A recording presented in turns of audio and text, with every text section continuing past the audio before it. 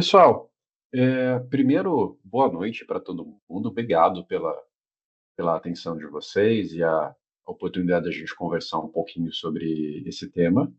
Para quem não me conhece, até aproveitando, começando por aí, eu sou o André, sou de Piracicaba, sou psicólogo, sou consultor aqui na TIP, trabalho nessa área de RH já há 15 anos, tenho alguns gatos, tenho 11 gatos aí no total, e eu também sou uma pessoa autista. A ideia aqui é que a gente possa ter uma troca realmente sobre LinkedIn, currículo, sobre processo seletivo de uma maneira mais abrangente, e a gente possa ter uma troca ali que agregue aí para vocês alguns conteúdos e que possa conectar aí com a realidade do dia a dia de vocês na hora de buscar o emprego, procurar alguma vaga no mercado, tá? Só que para fazer isso, eu queria fazer alguns combinados com vocês, tá?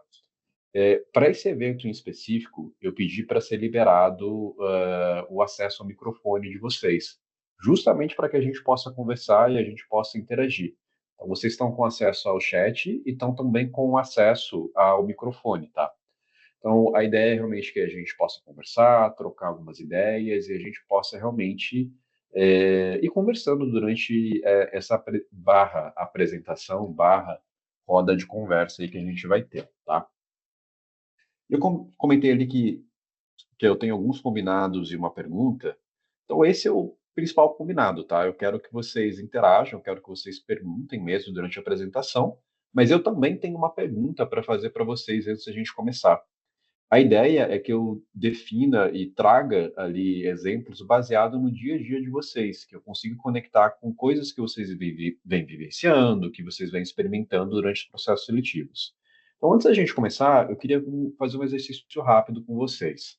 Se vocês puderem, por gentileza, colocarem no chat quais são as principais dificuldades que vocês vêm encontrando em relação a perfis de LinkedIn ou a currículos, eu agradeço muito.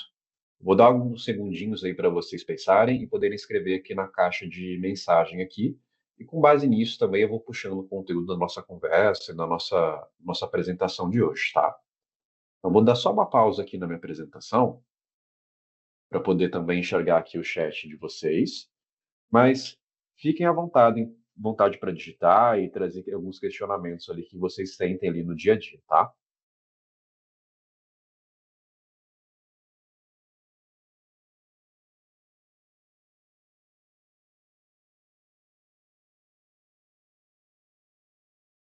Eu também falei sobre chat, mas caso vocês prefiram, tá? Caso tenha alguém que queira fazer também a abertura do microfone para falar, fica super à vontade, tá? Não tem restrição em relação a isso. Eu só falei do chat que às vezes eu caminho mais rápido ali para vocês, tá?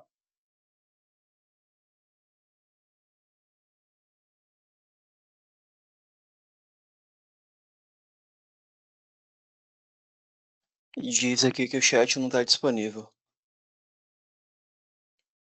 Você não está conseguindo acessar o chat, Hugo? Eu não tô. Diz que o chat só está disponível durante a conversa. É uma caixa cinza só. Não consigo clicar para digitar. Não tem problema se você quiser então falar ou quiser interagir por aqui, mas eu leio também que o pessoal for trazendo ali de perguntas no chat para vocês, tá? Acho que o Rafael levantou a mão também. André, boa tarde. Não, eu entrei alguns. Acabei de entrar, né? Perdi os primeiros minutos. Você pediu para escrever alguma coisa, não é isso? O que seria mesmo? Eu pedi para o pessoal para trazerem principais dúvidas ou principais dores que tem em relação a currículo, LinkedIn, até para a gente poder puxar um pouco a conversa de hoje. Ah, tá. Tá bom, obrigado. Imagina. Bom, mas até pegando a deixa aí que o Hugo comentou, ele comentou que não tem acesso ao chat, tá? Teve uma das perguntas, ou melhor, um dos comentários aqui de uma pessoa que comentou que utiliza um currículo, mas sente ali que ele não está sendo tão efetivo ali, pelo que eu entendi. Também tem um outro comentário ali que sente ali que algumas palavras-chave ajudam ali na visualização, se realmente existe essa especificidade no LinkedIn de palavras-chave. E teve uma outra pessoa ali que comentou que a questão ali de entrada ali nas empresas depende, às vezes, muito de indicação de alguns outros profissionais e tudo mais. Tá. Mais alguém quer trazer algum comentário, alguma questão? Senão eu vou seguindo aqui também com base no que vocês falaram e um pouquinho no que eu preparei aqui para a gente conversar, tá?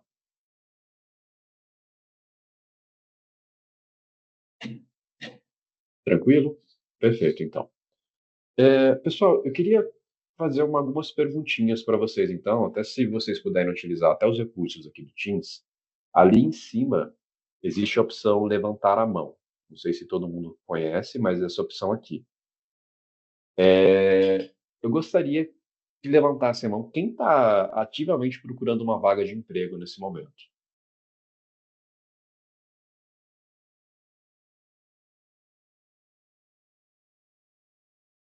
Boa. Para mim está aparecendo aqui que metade das pessoas que estão aqui no momento aqui com a gente estão procurando. Perfeito. E uma outra perguntinha que também para mim é super importante. Quem aqui de vocês participou de algum processo seletivo nos últimos 6 meses?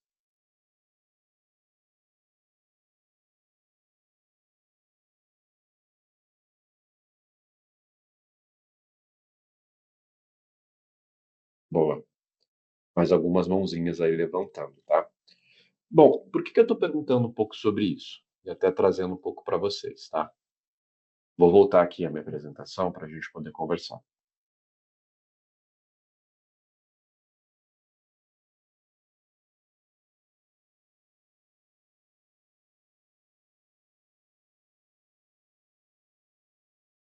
É, uma das principais dúvidas que geralmente aparecem ali quando a gente fala de processos seletivos e de currículo, de LinkedIn, é conseguir traduzir o que a gente tem de experiência, o que a gente tem ali de bagagem profissional em algo que os recrutadores realmente procurem, algo que a pessoa de recrutamento de seleção ou a liderança que vai estar fazendo a triagem daquela vaga realmente esteja procurando ou realmente esteja olhando, tá?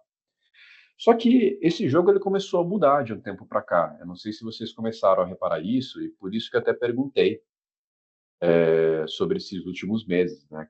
Quem participou de algum processo seletivo nesses últimos meses aqui? Por quê? Quando a gente fala de processos seletivos, a gente está vivenciando um processo de mudança no mercado de trabalho. Cada vez mais empresas estão automatizando o processo de triagem de perfis. Então, leitura de currículo, leitura de perfil de LinkedIn, leitura de candidaturas, está cada vez mais automático, cada vez menos dependente de pessoas e cada vez mais dependente de inteligências artificiais. E o que que essas inteligências artificiais geralmente fazem, né? Qual que é o propósito delas? É tentar conectar o que está descrito ali naquele descritivo de vaga com aquilo que a pessoa escreveu no currículo, com aquilo que a pessoa escreveu no LinkedIn ou escreveu ali no próprio sistema na hora de se candidatar na vaga, tá? Muitas vezes essa inteligência artificial ela erra e acaba cometendo algumas gafes lá que acabam tirando várias pessoas de processo seletivo. Então, qualquer visita rápida ali no LinkedIn vai mostrar um pouquinho dessa realidade que eu estou falando. De pessoas reclamando que às vezes têm anos e anos de experiência profissional, mas mesmo assim não são chamadas ali para entrevista, mesmo assim não conseguem passar da primeira etapa ali de triagem, nem passar pela primeira etapa ali de ter algum tipo de contato de algum ser humano ali durante o processo seletivo, né? E essa é uma reclamação muito comum. E vem acontecendo com uma tendência cada vez maior nesses últimos tempos. Isso ganhou uma velocidade ainda maior nesses últimos 6 meses, com é, a- tudo hoje em dia, né, acaba sendo o mote ali, inteligência artificial, e acabaram trazendo isso com uma certa força, sem perguntar que impacto isso teria realmente nas qualidades dos processos seletivos e como isso acontece, tá? E até trazendo um pouco dessa reflexão aqui para vocês, o que que geralmente essas inteligências artificiais fazem, né? O que que elas têm de fato ali como proposta? é tentar traduzir esses perfis em questões ali que podem ser adaptadas não é a palavra, que podem ser conectadas ali com o que a vaga está pedindo, né? Olhando um pouco mais de maneira prática sobre isso, geralmente essas inteligências artificiais vão olhar um pouquinho de quatro coisas, né, que a gente está olhando ali. O cargo que a pessoa ocupa, né, o título de cargo que a pessoa ocupa, a empresa que ela trabalhou, o período que ela trabalhou e o foco principal daquele perfil. Então, quais atividades ela listou ali, que tipo de trabalho ela executava, como era esse trabalho e tudo mais. Então, geralmente, o que essas inteligências artificiais acabam fazendo é conectando esses quatro pontos ali no algoritmo, né, que vai ter inúmeros outros pontos ali desdobrados desses aqui, para ver se dá match com a vaga que a empresa em questão abriu. Só que, para que ela consiga dar match, ela precisa geralmente de informações. Ela precisa ali de uma base para que ela consiga encaixar. Aí entra uma das perguntas que o pessoal fez no chat sobre a questão de palavras-chave, né? Faz sentido montar um perfil do LinkedIn ou um currículo pensando em palavras-chave para vagas específicas? Faz e faz muito, principalmente nesse contexto atual. Porque se a gente não faz esse exercício de, às vezes, tentar conectar com o que aquela vaga em específica está pedindo, ou aquela vaga específica está olhando, existe uma chance muito alta de a gente não conseguir nem avançar na primeira etapa do processo seletivo. O que, obviamente, não é o ideal, e, obviamente, é algo que a gente fala que esse processo, né, de automatizar processos seletivos ali de uma maneira muito abrangente, como está sendo feito hoje em dia, acaba desconsiderando e muito o aspecto humano ali de uma entrevista de emprego, de um processo de triagem. Mas falando sobre o jogo como ele é hoje em dia, é super essencial que a gente consiga conectar o que a gente tem de experiência com esse descritivo de cargo que a empresa está fazendo, tá? Então, geralmente, até voltando aqui para a gente poder conversar um pouquinho. Geralmente, quando esses cargos são abertos dentro de uma plataforma, por exemplo, de uma Gup da vida, de uma Greenhouse, ou qualquer outro sistema de recrutamento e seleção, o sistema automaticamente vai tentando fazer esses matches, tá? Então, o que que a gente tem que fazer? Minha recomendação ali para quem tá nesse momento, e uma das principais dores, né, que as pessoas acabam enfrentando no mercado de trabalho, como que a gente faz essa descritiva, então, de currículo, de perfil de LinkedIn que conecte com isso? Existem alguns modos, mas eu quero trazer para vocês alguns que eu acho que são as dicas mais práticas ali que eu posso dar nesse momento, aí até para a gente poder fazer, tá? É, Primeira questão, copia. Eu faria como se fosse um book realmente de vagas de interesse para vocês. Então, como assim? Viu vagas de uma empresa X ali, que é do interesse seu, copia o texto dessa vaga e salva em um bloco de notas, em um documento do Word ou no Google Docs. Viu outra vaga? Também copia e cola nesse doc. Viu outra vaga? Copia e cola nesse doc. E vai criando como se fosse uma biblioteca de vagas ali que vocês têm interesse em se candidatar e que têm interesse em participar do processo seletivo. Tá, André, o que que eu faço com esse doc depois? É só para eu poder juntar tudo ali e ter alguma questão concreta? Não. É para a gente poder começar a observar alguns padrões, tá? Geralmente, quando a gente coloca vários descritivos de cargos, por exemplo, usando um exemplo hipotético aqui, vamos supor que vocês querem se candidatar para uma vaga de analista financeiro júnior. É o objetivo de carreira de vocês no momento. Quando vocês começam a olhar vários descritivos de cargo, colocar eles lado a lado, ler um por um, vocês vão ver que algumas palavrinhas-chave começam a se repetir. Então, algumas experiências começam a se repetir, alguns pedidos começam a se repetir. E essa informação é importante para vocês, porque até na hora de montar o currículo, adaptar a história de vida de vocês e tudo mais, a gente pode utilizar essas mesmas palavrinhas-chave que aparecem ali dentro do perfil e dentro do currículo para maximizar a chance do nosso perfil ser aprovado ali pela inteligência artificial, que vai estar triando ali na hora de fazer o processo seletivo, tá? E uma dica assim de ouro, né? Se a gente está falando de uma era de inteligência artificial, a gente não precisa fazer tudo isso à mão, a gente não precisa sair caçando manualmente palavras-chave. A gente pode colar vários descritivos de cargo que a gente encontrou no próprio ChatGPT, pegar esse doc nosso e colar no prompt ali do ChatGPT e falar para ele, olha, liste para mim palavras-chave que aparecem com mais frequência nesses descritivos de cargo, ou frases, ou experiências, e me ajude a adaptar o meu currículo, o meu perfil baseado nisso. Feito isso, a gente vai ter um ganho significativo na nossa probabilidade de passar nessa primeira fase ali do processo seletivo, tá? Por quê? De novo, hoje em dia, esse processo está muito automatizado. Ele é um processo que, se a gente não para poder fazer um processo ali que vai utilizar essas inteligências artificiais ao nosso favor, muitas vezes a gente acaba nem conseguindo passar nessa primeira etapa do processo seletivo, tá? Bom, dito isso, só voltando aqui na apresentação para a gente poder continuar a nossa conversa. Deixa eu só colocar em tela cheia aqui. Outra questão que aí faz sentido a gente fazer também é fazer alguns testes. Então, às vezes, adaptar uma linguagem no perfil ou no currículo para a gente poder se candidatar com mais de um perfil diferente ou com mais ali de uma experiência diferente para fazer um teste ali de adesão no processo seletivo. Então, como assim? Geralmente as pessoas pensam que o LinkedIn ele tem que ser algo fixo, que você escreve uma vez o perfil e você não modifica ele depois por 6 meses, 8 meses, 10 meses. A minha recomendação é que toda vez que vocês forem se candidatar em uma vaga usando o LinkedIn como ferramenta de candidatura, vocês façam essas adaptações que eu estou falando na linguagem do LinkedIn, ou na experiência, ou nas atividades, antes de se candidatar, antes de clicar lá no botãozinho se aplicar com o LinkedIn. Por quê? O LinkedIn, a partir do momento que você manda as informações para ele, elas não são mais modificadas. Então, não sei se vocês têm essa percepção ou se vocês tinham essa visão, tá? Mas como que funciona?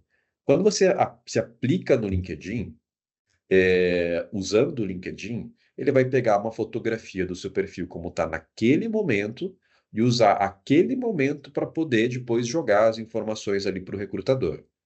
Então, você pode, às vezes, antes de clicar no botão, ajustar um texto, ajustar alguma coisa e depois reverter após a candidatura. Não tem problema nenhum. É até legal fazer isso no momento que você vai se candidatar. Porque isso ajuda e ajuda muito. Às vezes, você conseguir maximizar, principalmente naquela hora que você vai se candidatar para uma vaga específica, precisa de um linguajar mais específico de alguma coisa. Então, pode ser feito essas adaptações sem problema nenhum. E essas mesmas adaptações elas podem ser feitas também para o currículo, tá? Vale a pena ter mais de um currículo. E muitas pessoas às vezes me perguntam, né? Pô, André, mas currículo vale a pena hoje em dia? Será que vale a pena ficar insistindo em ter currículo ali salvo no computador, ter várias versões de currículo para poder me candidatar? Não sei se hoje em dia com LinkedIn vale realmente tanto a pena. Será que vale mesmo? E a resposta que eu dou para vocês é sim, vale e vale muito a pena, tá? Acho que tem uma coisa que muita gente negligencia quando está procurando emprego e poucas pessoas falam sobre isso, tá? Quando a gente fala de procura de emprego, quais são as empresas que vocês acham que estão no LinkedIn? São empresas de grande porte ou pequeno porte? Grande porte. Geralmente são empresas ali que têm na casa de centenas de funcionários, centenas de pessoas, milhares de pessoas, dezenas de milhares de pessoas. A grande maioria das empresas que estão anunciando vagas no LinkedIn são empresas maiores. Dificilmente você vê empresas menores divulgando vagas no LinkedIn, tá? Não é habitual isso acontecer. E o que acontece? 70% das vagas de emprego geradas no Brasil hoje em dia são de empresas menores. E hoje está todo mundo disputando essas mesmas 30% de vagas de emprego no LinkedIn, esquecendo que existe multidão, milhares, dezenas de milhares, centenas de milhares de empresas que também estão gerando emprego, também estão contratando, mas que muitas vezes não vão estar no LinkedIn.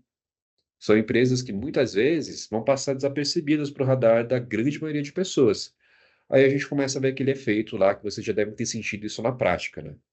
Abre uma vaga no LinkedIn, Existem centenas de candidaturas e milhares de candidaturas, porque a narrativa que existe hoje em dia é que, pô, vaga de emprego no LinkedIn, todo o resto então não funciona, todo o resto ali não existe mais. E existe.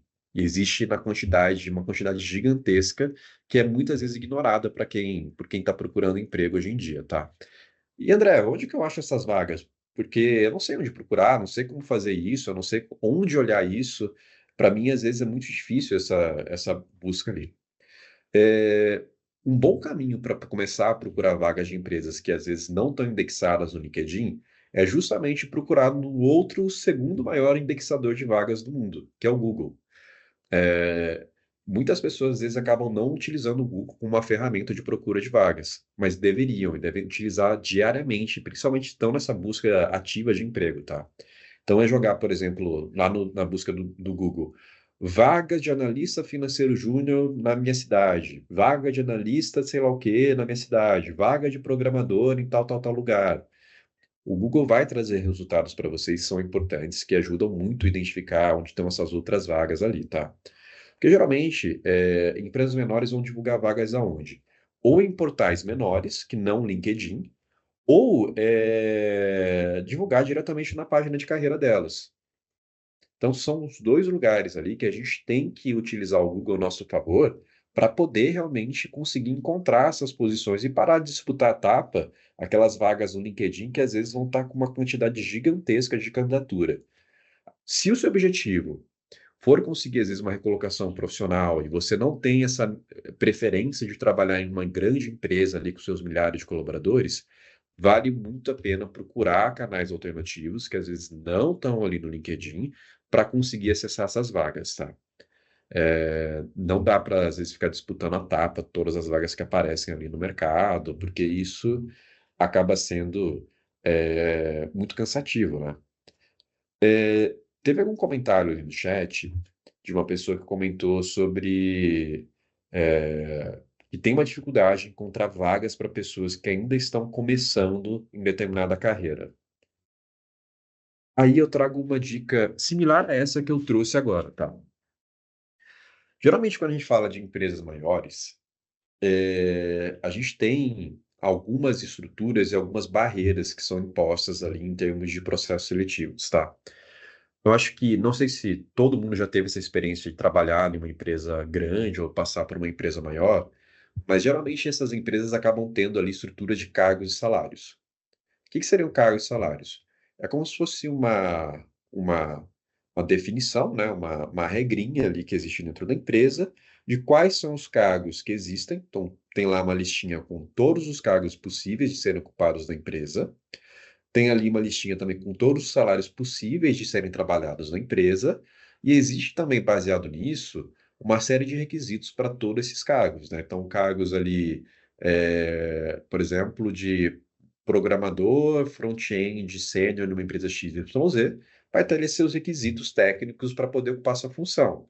Então, todos os cargos ali, quando tem uma estrutura de cargos e salários, tem geralmente essas barreiras, tá? Mas o que acontece? Geralmente, quando uma empresa faz esse processo, e ela vai criar os cargos que a gente chama de entrada dentro da empresa, ela acaba colocando ali que a experiência ela não é um fator determinante para a pessoa conseguir entrar naquela vaga. Então, vamos supor ali que seja um cargo ali de analista júnior, um cargo de assistente e tudo mais. Geralmente tem ali que uma experiência é desejável, mas não é determinante. Só que o que acaba acontecendo na prática? A empresa anuncia uma vaga ali de júnior. Então, por exemplo, ela anunciou uma vaga ali de analista de programação back-end Java Júnior numa empresa XYZ. Aí a empresa abre a posição ali, lembrando que a experiência às vezes não é um fator determinante, ou seja, não é obrigatório quando a gente fala da vaga, mas a empresa acaba recebendo lá 100 candidaturas. E dessas 100 candidaturas, 50 acabam tendo experiência em Java já. O que acontece muitas vezes na prática é que essas empresas acabam priorizando pessoas que já têm experiência com aquela determinada tecnologia. Por mais que não seja um fator obrigatório, a empresa acaba olhando, poxa, se eu já tenho pessoas então que já conhecem sobre isso, vou acabar trazendo essas pessoas aqui, porque eu tenho muitas candidaturas aqui que eu posso aproveitar nesse sentido. E como que a gente escapa, né, desse processo ali? A minha recomendação é sempre a gente tentar, por exemplo, principalmente em vagas de entrada, olhar para empresas que as pessoas às vezes não vão estar olhando de maneira tão fixa. Então, como assim?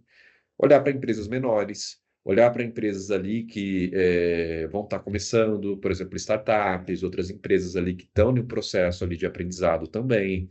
São geralmente empresas que dão mais oportunidades para quem está em começo de carreira e vão ser mais flexíveis do que empresas maiores em relação a esse ponto. E a concorrência geralmente também é menor na hora de procurar um emprego, na hora de olhar ali para o mercado de trabalho, tá? Mas para poder fazer isso, o que que eu recomendo para vocês, tá? Não dá para também às vezes sair falando, poxa, hoje então eu vou me candidatar só em startups e não ter um plano de ação em relação a isso. Então, qual que é a minha sugestão? Uma vaga de emprego, vocês criarem uma lista de empresas que podem ser interessantes para vocês que estão nesse momento que eu falei.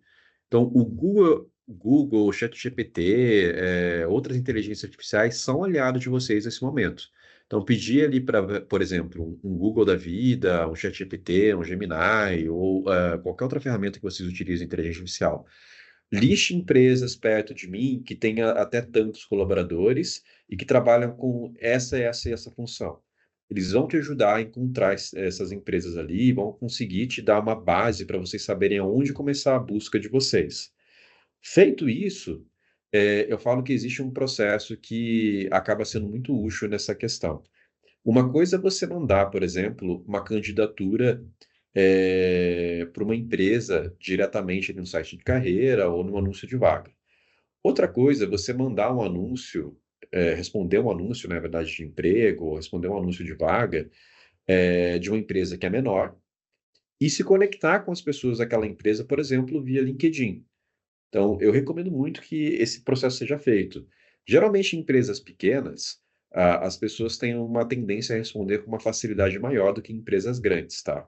Então, para quem está buscando ali, às vezes, uma primeira vaga, uma primeira oportunidade, ser lembrado é fundamental. Então, às vezes, conectar com a pessoa no LinkedIn, mandar um oi, falar, olha, eu sou fulano, eu sou fulana, eu estou procurando um emprego em tal, tal área, segue aqui meu currículo, caso você lembre de alguma coisa que seja interessante, ou eu vi uma vaga na página de carreira de vocês, me chamou muita atenção por conta disso, disso, disso, gostaria de deixar aqui o meu perfil, ou meu currículo, uma possível possibilidade para a gente conversar.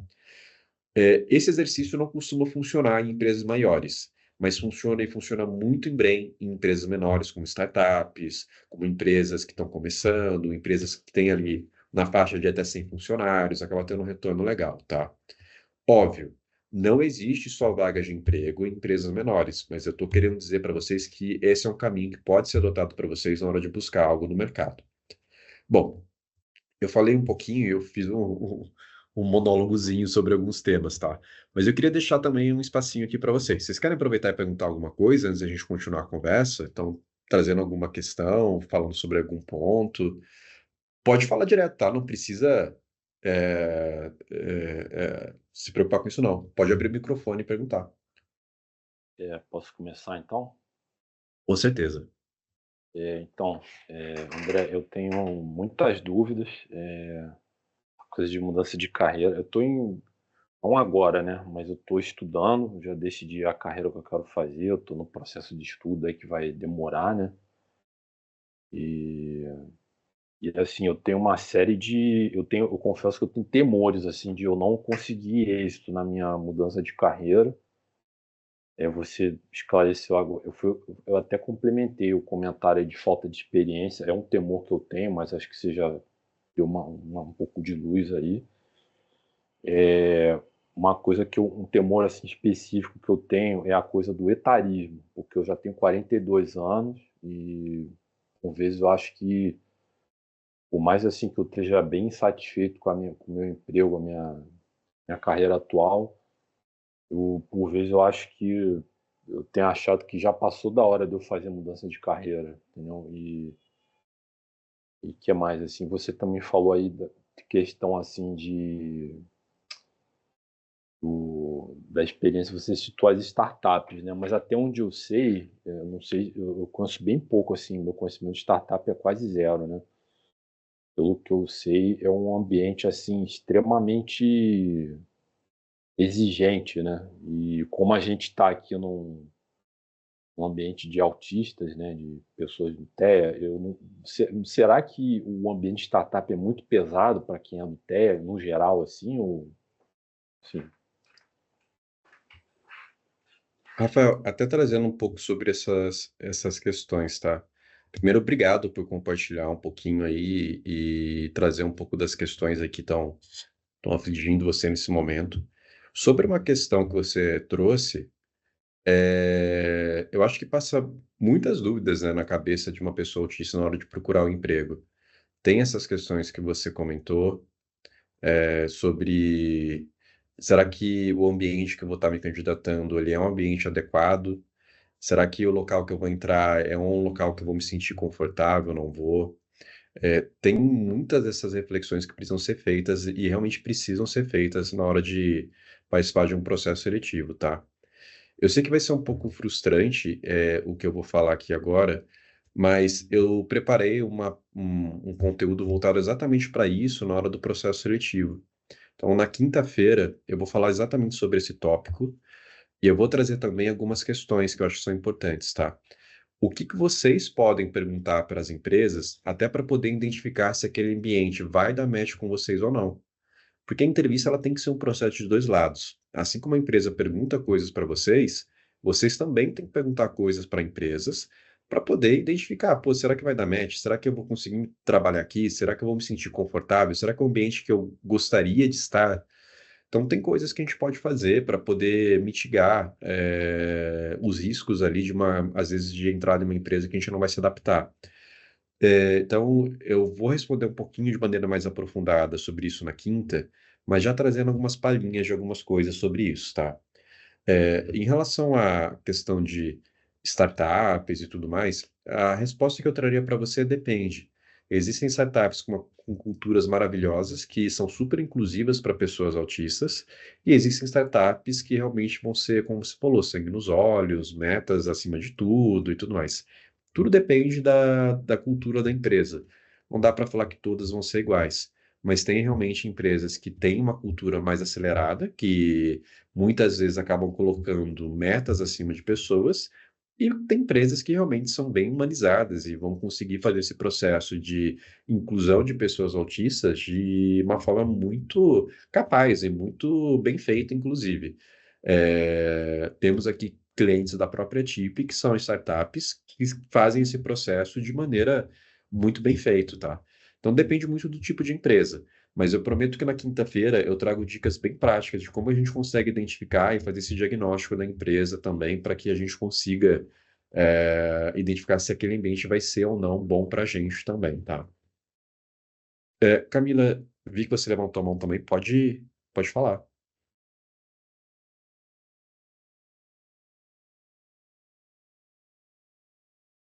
Eu não sei se você está falando, mas não está chegando áudio aqui para mim.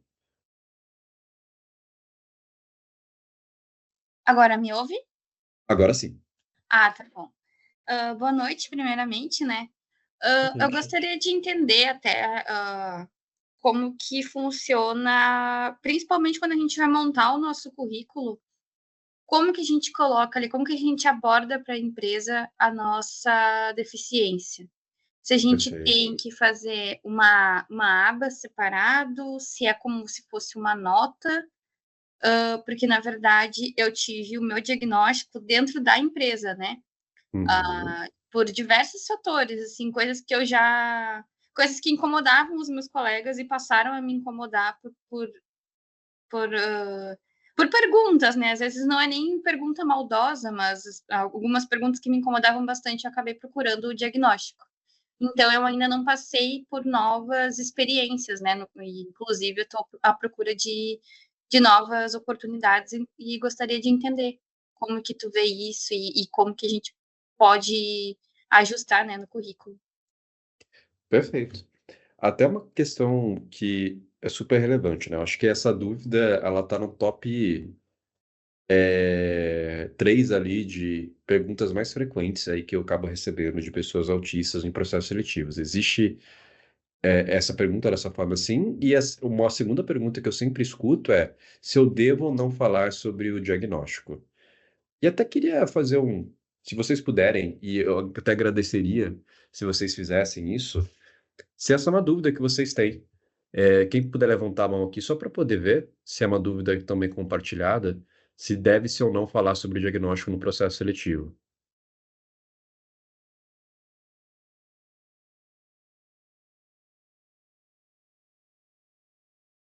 Boa.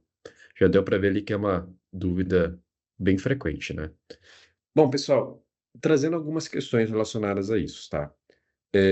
A resposta honesta em relação a essa pergunta que a Camila fez depende.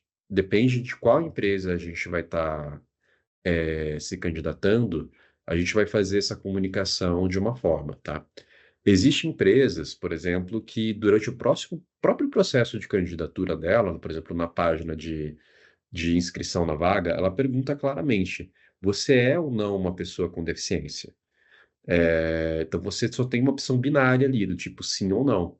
Então, como que a gente faz a comunicação ali, ou a gente escolhe comunicar ou não, durante o processo seletivo, e acaba sendo bem restrito, né? A gente não tem tantas opções de como faz essa comunicação. Porém, na grande maioria dos cenários, a gente tem a opção de colocar isso ou não no currículo, ou colocar isso ou não no LinkedIn. E é geralmente isso que surge dúvidas do pessoal, né? Como eu comunico e se eu devo ou não comunicar? Então, a primeira questão que eu vou responder é se eu devo ou não comunicar. Depois eu falo como eu comunico, tá? Se deve ou não comunicar, depende muito do quão confortável você se sente falando sobre isso abertamente, tá? Porque a partir do momento que você comunica isso para a empresa, isso acaba se tornando uma informação que a empresa vai ter acesso a momento que ela quiser. Mesmo que, às vezes, aquela informação fique restrita, por exemplo, à área de saúde da empresa, ou para pessoas específicas do time de diversidade e inclusão daquela empresa, ainda assim vão existir pessoas dentro da estrutura da empresa que vão ter aquela informação e vão saber, a respeito do seu diagnóstico, tá? Então, depende muito do quão confortável você se sente em relação a abrir isso ou não.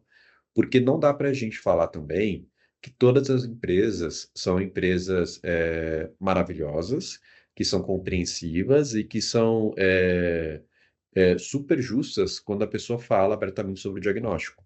Existem empresas e existem empresas. Existem empresas que têm processos incríveis, que trabalham muito bem a inclusão de pessoas dentro do espectro, e existem empresas que não estão preparadas para isso. E quando eu falo preparadas, são coisas básicas, tá? Então, por exemplo, as pessoas não sabem o que é autismo, as pessoas não sabem como isso impacta no dia a dia, se isso impacta de alguma forma ou não. Então, tem às vezes uma questão mais elementar ali de dar um subsídio, dar uma base para que essas empresas possam agir, tá? Então, assim, eu sempre falo que é bom considerar essas questões na hora de fazer a abertura do diagnóstico. É óbvio que essa é uma decisão muito pessoal, de quanto você se sente confortável, mas na hora de procurar emprego, também é uma decisão que você tem que estar ou não ciente que isso pode trazer algumas vantagens em determinadas vagas e algumas desvantagens em determinadas empresas, tá? Então, como assim? Existem empresas que vão trabalhar ativamente o processo de inclusão. Vão trabalhar, por exemplo, vagas ali voltadas para pessoas com deficiência, vão trabalhar vagas exclusivas para pessoas autistas, e vão olhar ali o seu perfil, às vezes no LinkedIn, o seu currículo, e vão falar, poxa, que show, vou chamar essa pessoa para conversar aqui, porque a gente está buscando realmente incluir melhor pessoas dessa população. E existem empresas que vão olhar, às vezes, o currículo, vão olhar ali o LinkedIn e vão falar, poxa, a gente não tem preparo para poder fazer a inclusão de uma pessoa autista dentro de casa. A gente nunca falou sobre esse tema, a gente nunca falou sobre isso dentro da empresa, nossos líderes não estão preparados, eu acho que não é momento de a gente trazer pessoas autistas para dentro da estrutura do negócio, tá? Então, existem vantagens, existem desvantagens de se comunicar. Mas qual que é a melhor maneira de fazer? De uma maneira sutil. Eu sempre recomendo, quando a gente for fazer, por exemplo, essa comunicação no currículo, ou fazer ali uma comunicação no LinkedIn, vocês podem colocar ali o CID no perfil de vocês. Então, por exemplo, colocar lá o F84 ou o 6A02, que é um modelo de codificação mais recente, dentro ali do perfil de vocês. Então, por exemplo, na parte de resumo, na parte do mais, colocar CID F84, CID 6A02. Você não está falando, por exemplo, abertamente sobre o diagnóstico de autismo, vocês não estão falando exatamente que vocês são pessoas autistas, mas quem tem conhecimento sobre aquela informação vai conseguir identificar que você é uma pessoa autista. Principalmente, existem empresas que procuram, por exemplo, na hora de fazer hunting, elas vão jogar esses seeds também na hora de buscar ali pessoas autistas no LinkedIn. Então, ela vai jogar lá na barra de pesquisa F84 ou 6A02 e vai ver quem aparece ali, quem colocou aquilo no perfil do LinkedIn e fala, boa, vou então chamar essa pessoa a conversar aqui. Pode falar. Agora tu começou a falar, eu vou ter que perguntar mais uma coisinha. Claro. Aqueles testes que fazem dentro da GUP de... Como é que se fala? Comportamentais? Isso, exatamente isso. Eu nunca me saio bem naqueles testes. Eu queria entender... Nenhuma pessoa autista sai bem nesses testes. Pois então, eu queria entender como que... O que a gente pode trazer, ou até assim, quanto que ele pesa para quando a gente vai fazer um teste para empresas, porque eu vejo que muitas vezes as empresas nem entram no detalhe se tu não vai bem naquele teste comportamental. Pois é. Essa é uma questão que a gente está tentando muito falar para as empresas que são clientes aqui, nossas da TIP, da Mãe Diversa, sobre a importância de não colocar esse filtro no processo seletivo, tá? Porque existem duas formas de você trabalhar aquilo. Ou você coloca aquilo como algo opcional, então, por exemplo, a pessoa preenche o teste, mas não é algo que vai reprovar ou aprovar no processo seletivo, vai ser uma informação a mais. E existe a opção de você reprovar automaticamente, que muitas empresas deixam isso ligado. Então, a pessoa preenche o teste ali e a própria inteligência artificial do sistema de recrutamento reprova, baseado naquilo. Só que qual que é o problema? Esses testes, aí já entro numa questão um pouco mais profunda, tá, gente? Mas só para resumir a ópera aqui para vocês. Quando a gente fala de testes comportamentais, existe um órgão semelhante à Anvisa para testes de personalidade comportamentais, que é do Conselho Federal de Psicologia, chama SATEPSE. Ele é o equivalente ao que a Anvisa faz para medicamentos, ele faz ali para testes comportamentais, tá? Então, eles fazem a validação, ver se eles são aprovados para uso na questão ali de qual contexto que eles podem ser utilizados e tudo mais, tá? A grande maioria, 98% desses testes de personalidade que são utilizados para poder fazer a adesão ali de perfil comportamental, não tem validação pelo SATEPSE. Ou seja, não são testes nem que têm validade científica, tá? Então, geralmente as empresas estão ali se enganando, elas estão pagando por uma coisa que, na grande maioria das vezes, não servem ali para validar estilo comportamental, ou comportamento tanto de pessoas típicas quanto de pessoas atípicas, tá? Então, realmente acaba sendo um tiro no pé. Mas especificamente falando de pessoas atípicas, acaba sendo um tiro no pé ainda maior, porque geralmente como esses testes são criados, esses testes aí de processo de recrutamento e seleção, eles pegam estereótipos do que são características desejáveis ali pelas empresas. Então, o que eu acho que é uma boa socialização? O que eu acho que é uma boa iniciativa? Então, pega esses estereótipos que existem na sociedade e tenta transformar isso em perguntas quantitativas. Só qual que é o rolê? Pessoas autistas não vão conseguir se encaixar nesses estereótipos e muitas vezes acabam sendo reprovadas do processo seletivo justamente porque esses testes não foram feitos para poder considerar ali o perfil dessas pessoas, tá? Então, assim, infelizmente, eu trago isso com muito pesar no coração para falar isso para vocês, tá? Ainda existe uma necessidade urgente da gente falar sobre esse tema no mercado de trabalho. A gente tem que bater muito nessa tecla. Falar sobre a importância de ter fluxos de candidatura personalizados para pessoas autistas, porque isso é possível, tá? Na grande maioria dos sistemas de recrutamento. Então, por exemplo, se a pessoa selecionar lá, você é uma pessoa com deficiência, sim, você é uma pessoa lá, qual a sua deficiência? Selecionar autismo, Dá para colocar esse teste como opcional para pessoas autistas, tá? Na grande maioria dos sistemas de recrutamento. Quase todos eles dá para fazer isso. Eles têm esses fluxos ali. Só que muitas empresas não sabem disso e não fazem isso por puro desconhecimento. Então a gente precisa falar muito sobre isso no mercado de trabalho. Mas infelizmente, do jeito que está hoje em dia, realmente acaba sendo uma trava completamente desnecessária e injusta com pessoas autistas, tá? A gente acaba vendo muito desse problema na hora de se candidatar em um processo seletivo.